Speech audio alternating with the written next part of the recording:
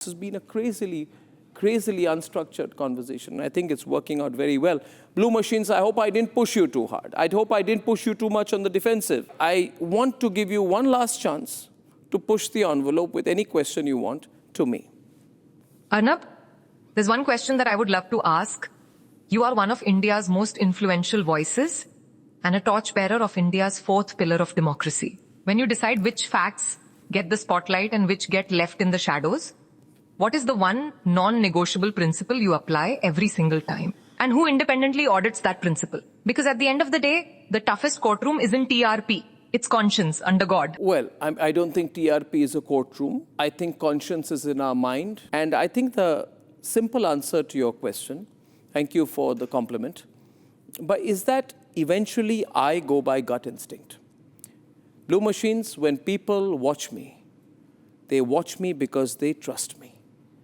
And they watch me because they believe that I have the ability to distinguish between right and wrong with all my human limitations, with all my qualitative shifts in whether I do a good show or a bad show every night.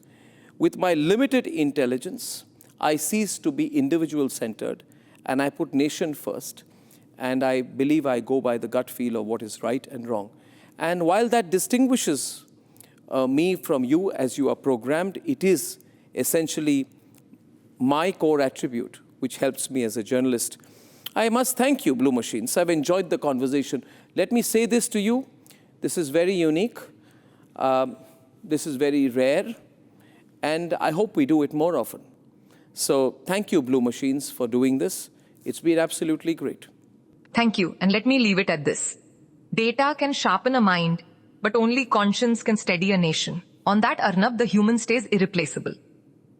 Thank you very much. I totally agree with you on that. Well, on that note, Blue Machines, thank you very much. It's been wonderful doing this. And ladies and gentlemen, we've had a long discussion here. We've discussed singularity, we've discussed cognition, we've discussed data, we've discussed challenges, we've discussed the limitations as well as the fascinating world of pattern recognition.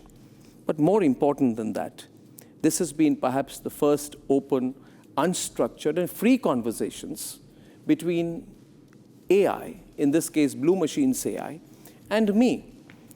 While I have found many limitations of AI, let me say that if it is capable of such a subjective conversation to this degree of nuance, then imagine the level of application that it can have, which can compound, improve in terms of execution various aspects of our life on a day-to-day basis.